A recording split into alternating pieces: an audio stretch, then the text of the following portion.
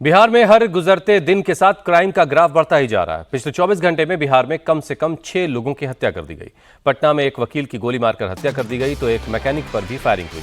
सीतामढ़ी में 24 घंटे में हत्या की दूसरी वारदात हुई, जहां चाकू मारकर एक किसान की हत्या कर दी गई। सारण में एक टीचर की गोली मारकर हत्या कर दी गई। इसके अलावा मुजफ्फरपुर में एक दूध के कारोबारी को घर से बुलाकर गोली मार दी गई। उधर पूर्णिया में पत्नी ने अपने प्रेमी के साथ मिलकर पति की हत्या कर दी। मतलब यह है कि हर गुजरते दिन के साथ बिहार में आपराधिक घटनाएं बढ़ती जा रही हैं। एक दिन पहले 24 घंटे में 4 हत्याएं हुई थीं, तो पिछले 24 घंटे में 6 लोगों को मौत के घाट उतार दिया गया। बिहार में क्राइम का जो ग्राफ बढ़ रहा है, उसमें सबसे ज्यादा वारदात राजधानी पटना से ही सामने आ रही है।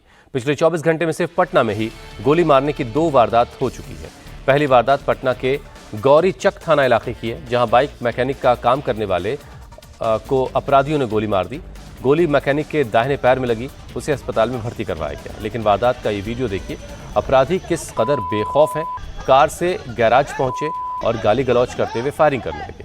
वारदात को अंजाम देकर वहां से अपराधी फरार हो जाते हैं। 30 साल का आलोक पैर में गोली लगने से जख्मी हो गया, उसे अस्पताल में भर्ती करवाया गया।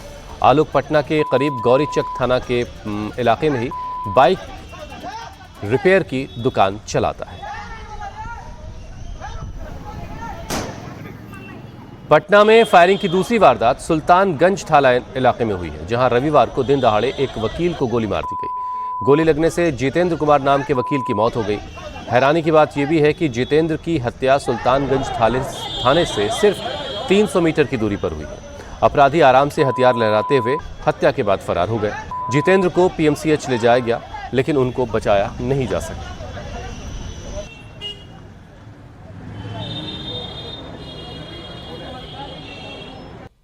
व्यक्ति जिनका नाम जितेंद्र महतो है, उनको गोली मारी गई है और उसके बाद उनको इलाज के लिए पीएमसीएच ले जाया गया। इलाज के क्रम में उनकी मृत्यु हो गई है। परिवार के द्वारा बताया गया है कि वो रोज़ इसी टाइम पे लगभग यहाँ पे आसपास में कहीं चाय पीने आते थे। आज भी चाय पीने आए थे और वापस लौट रहे थे। इसी क्रम में इनको अपराध कर्मियों द्वारा गोली मारी गए हैं। कितने अपराध कर्मी हैं इसका अभी तक पता नहीं चल पाया है।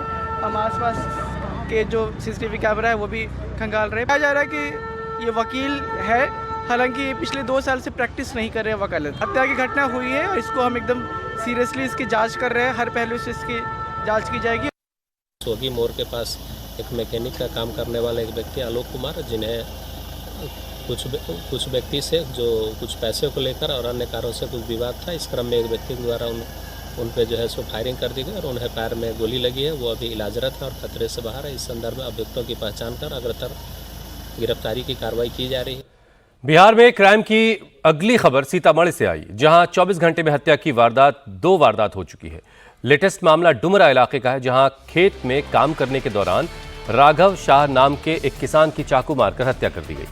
हत्या रात में हुई। सुबह इस हत्या की खबर फैलते ही परिवार में मातम छा गया। पूरे गांव में हड़कंप मच गया। घर वालों का दावा है कि उनकी किसी से कोई दुश्मनी नहीं थी, लेकिन पुलिस हत्या के पीछे जमीन विवाद को वजह मान रही है।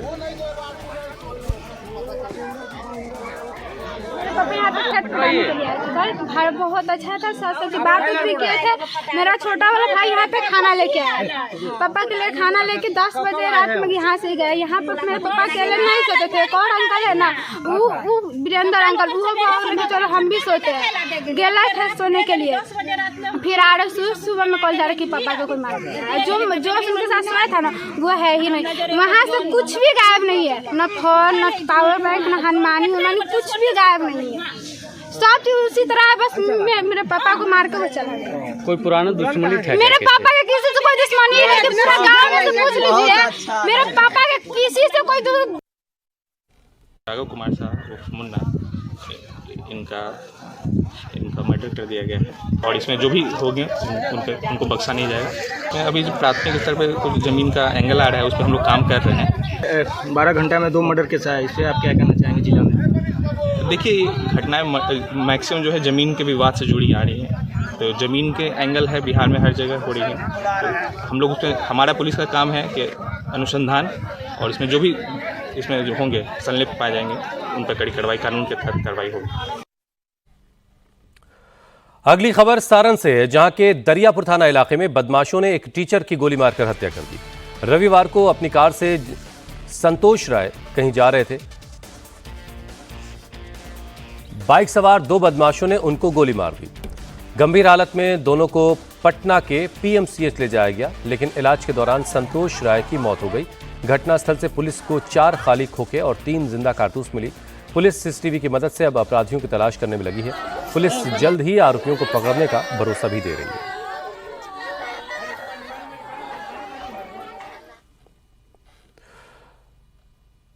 बिहार में पिछले 24 घंटे में हत्या की 6 वारदातें हुई। एक दिन पहले भी 4 लोगों की हत्या कर दी गई थी। बिहार में बिगड़ते लॉ एंड ऑर्डर की सिचुएशन को लेकर विपक्ष लगातार नीतीश सरकार पर हमलावर है। सवाल पूछा जा रहा है कि नीतीश कुमार आखिर चुप क्यों हैं? उनके डिप्टी सीएम सम्राट चौधरी मीडिया के सामने जरूर आए। सम्राट चौधरी का कहना है कि बिहार में नीतीश बाबू का सुशासन चल रहा है, हत्याएं हो रही हैं, लेकिन ये ऑर्गेनाइज क्राइम नहीं है।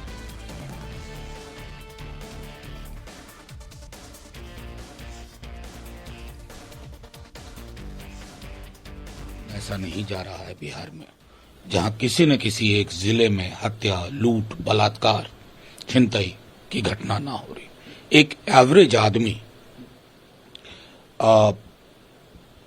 अपने आप को महफूज नहीं, सुरक्षित नहीं महसूस करता। नेता प्रतिपक्ष तेजस्वी जी बार बार कह रहे हैं कि बिहार को इस लॉलेसनेस में सिस्टम के लिए धकेला जा रहा है। सरकार में सुशासन है, कोई ऑर्गेनाइज क्राइम नहीं है। अब है क्या कि कुछ विरोधी को सिर्फ ये लगता है कहीं घटना घटी, घटना का कारण भी जानो। खेमका जी का हत्या हुआ, पूरे मीडिया ने हाय तौबा मचा दिया, लेकिन वो नहीं जानने का कारण नहीं पता करते हैं कि भाई 72 घंटे में पुलिस ने आइडेंटिफाई कर दिया।